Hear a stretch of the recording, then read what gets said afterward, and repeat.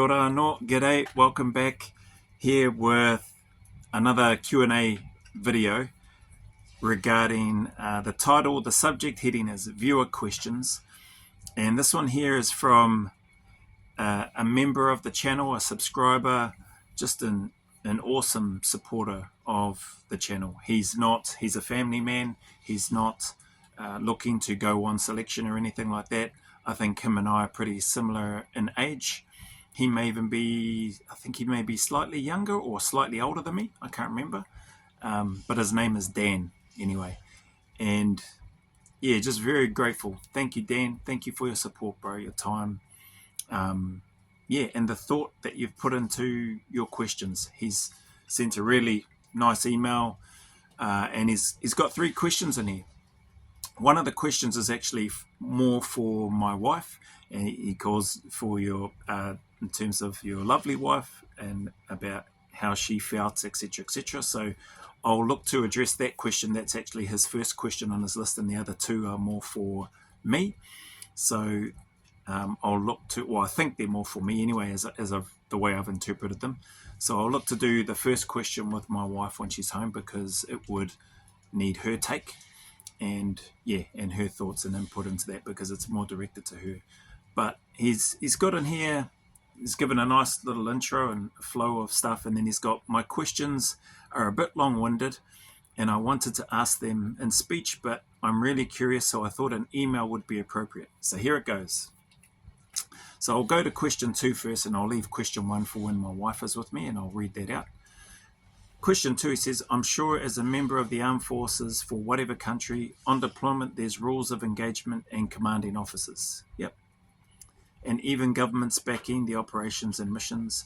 But when you guys switch to contracting, what are the ROEs? So the rules of engagement, and how different is it? I.e., do you feel kinda alone and not with the same support? Man, really, really thoughtful question. Thank you for sending this through, Dan. So I'll work through that one in the reverse. Do you feel kinda alone and not with the same support? Yeah, well, I shouldn't speak for we. I say we because I know we've had a few conversations when I was doing the private security sector and with guys that I was working with, and we all knew that, yeah, we were each other's QRF, we were each other's support, we were each other's lifeline. We tried to build connections with the military within the areas where we were by leveraging the clients that we were supporting. So as an example, we were privileged to be looking after and supporting American television networks. So ABC News, NBC News, there was CBS, 60 Minutes, Canadian television come over there. I think that was actually the first gig that I had. There was a CTV team going over. Lisa Laflamme, I think was her name. Sorry if I pronounced the name wrong. And her cameraman that was going over. And we were at the ABC compound, which is where the other program operators were, the ex-Kiwi and British SAS badged SAS operators were. Yeah, so you are pretty isolated and alone, and you're each other's QRF. So, but at the same time, you know, I was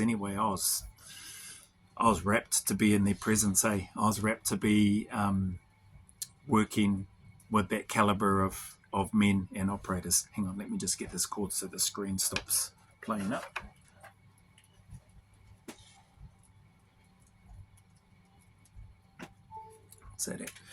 So yeah, but QRF wise, in terms of if something really big did happen, I admit I wasn't relying on or depending on a military type QRF to come, even though we were looking after, you know, American people were in our care in terms of the media.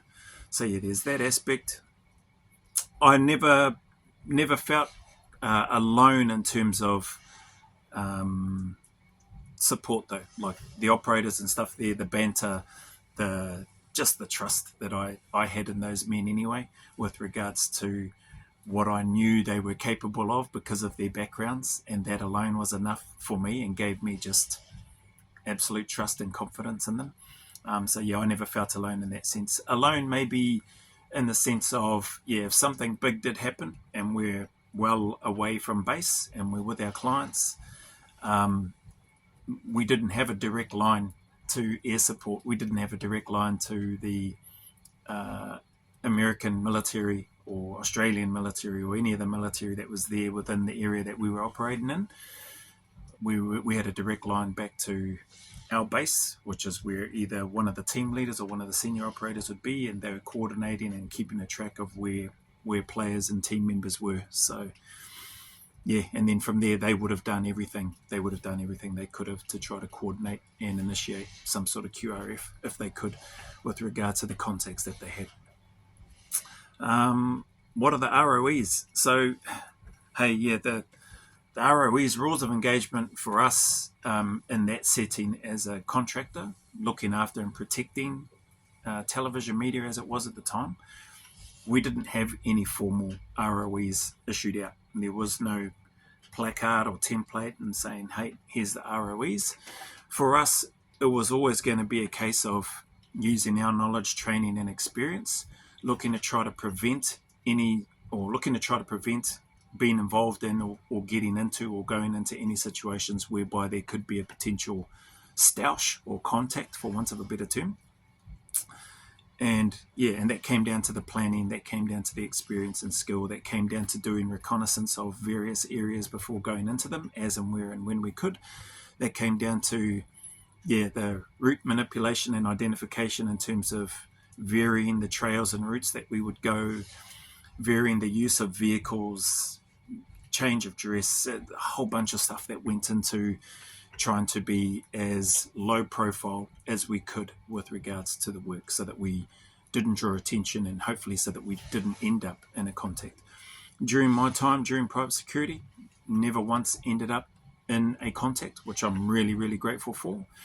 And the guys, every rotation that I was on anyway, in and out of country, which was over several years, never had a contact with regards to working at private security. So a real testament to the groundwork and planning that had been put in by those senior operators prior to me even getting there. And then me having an opportunity to learn, to pick up and then see how they moved, what it was that they did and why certain things were done and needed to be done a certain way, which really helped keep us safe. But the ROE itself would have been respond and react to whatever we saw, try to anticipate and prevent wherever we could, but preferably not get into a contact.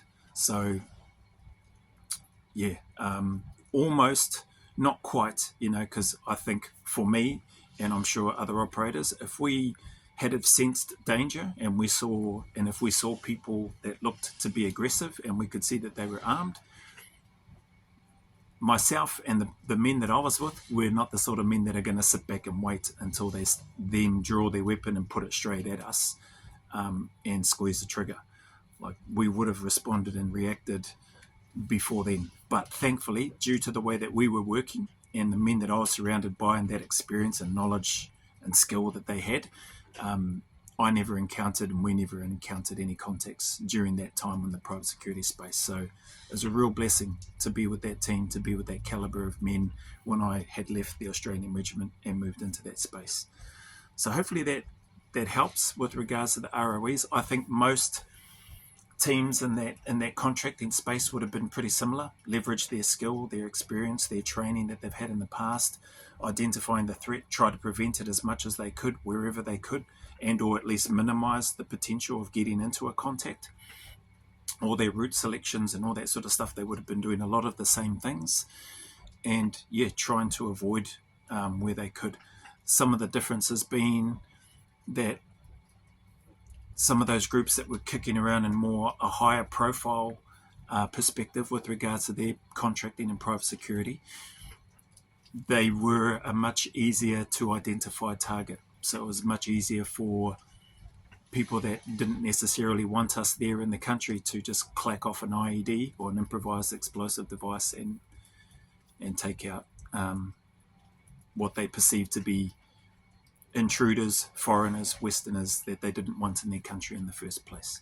So whereas for us, much harder to do that, much harder to identify, and almost potentially one of those ones like you look and then you look away and then you have to double take and have a look, and by then we're gone, and hopefully by then as well we've passed that point of danger, if that makes sense. So yeah, that's hopefully that helps, mate. The third question has got here, this one's weird, but I was wondering about the difference between SF, hand-to-hand combat, and MMA, mixed martial arts. What I mean is, I'm sure whether or not you guys had been in hand-to-hand combat as a soldier or not, you can't have known you wouldn't need it going in to some situations. So yeah, that's true. I personally haven't needed to be in any hand-to-hand close quarter battle with an enemy during my time in the military.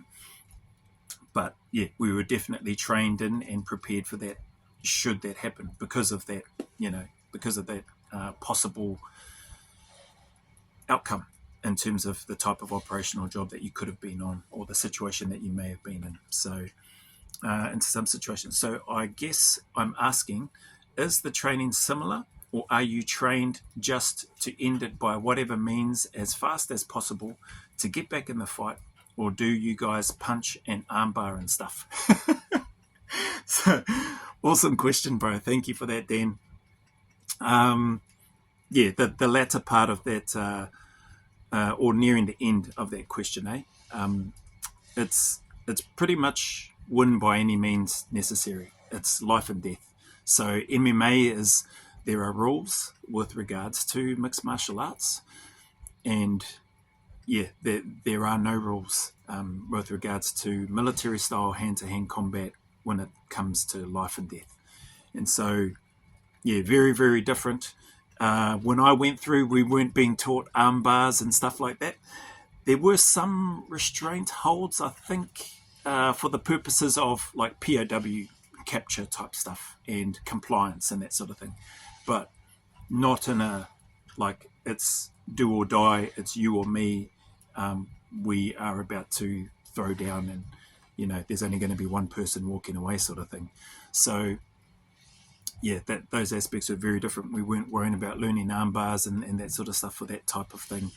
It was the use of the knife, it was the use of hand-to-hands, it was use of striking vulnerable parts and soft parts of your opposition's body to get an advantage, whether that's to blind them, whether that's to impede their breathing, whether it's to break a leg or their kneecap so that they can't move, so that you can then continue and